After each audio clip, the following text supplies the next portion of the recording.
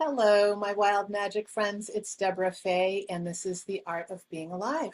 And today we're going to do a flip through of Art Journaling Magazine. It's the summer 2023 issue that I'm featured in, and I'm really excited to share it with you. So let's take a look. So, some rose quartz on this for good energy for love and happiness, and a rose clear quartz just amplifies all the good feelings. So, I'm going to get these out of the way, and this is what the cover looks like. And there's a bunch of pages I'm in, so I just wanted to show them all to you. This one, and I want to give a big shout out and thanks to the senior managing editor, Amber, who was just so gracious and so wonderful to work with. But here, I want to bring your attention to this. This is my tag that I used to tag my artwork when I sent it in. And what's really cool about this magazine is if you send in a decorated box or which I did both, a tag that they like, they will actually offer you the option of, if they like it, putting it in the magazine. And just think about that. If you are someone that might want to submit to them, you get a complimentary magazine to boot. Okay, now here is another piece of mine that is also just showing where all my actual features in the art, the magazine itself. And here is, see if I can line this up for you so you can see it a little better. So this is the journal I did. It's called, the article is called An Unexpected Journey. So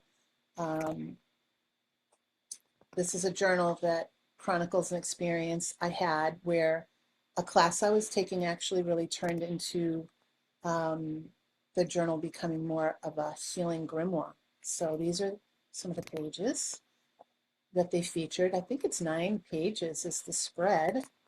And at the end of it, I offer some tips that you can take a look at. And then the other thing that's really I love about this magazine is it's full of inspiration and prompts.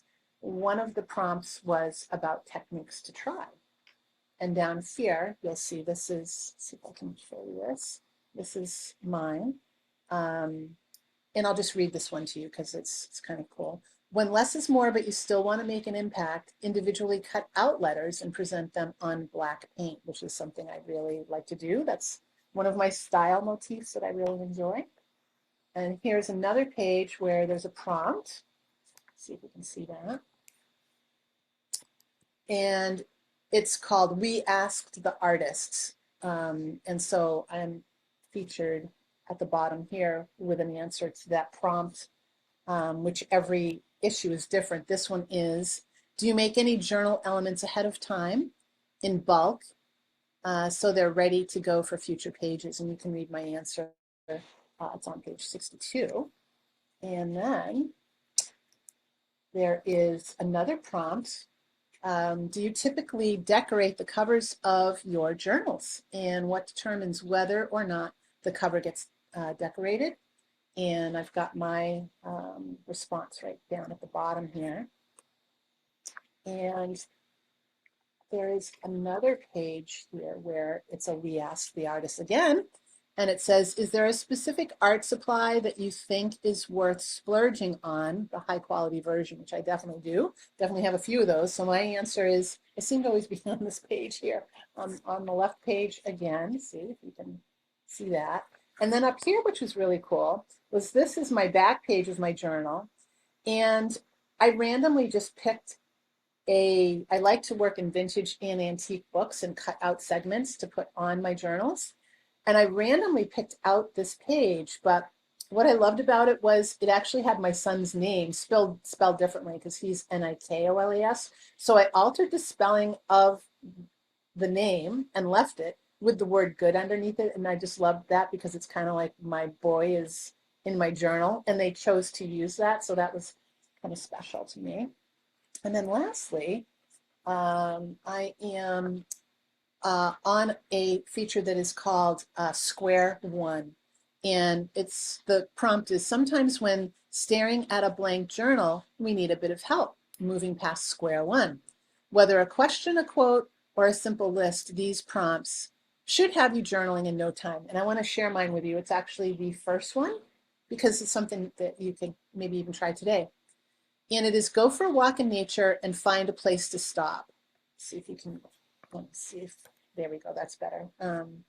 This is mine right here. Using all your senses, take note of what you experience and then create a journal page, a spread, or even an entire journal describing your impressions. So wouldn't that be cool? It's summertime. There's a good time of year to get out into the woods, and maybe you can take a look around and kind of interact with your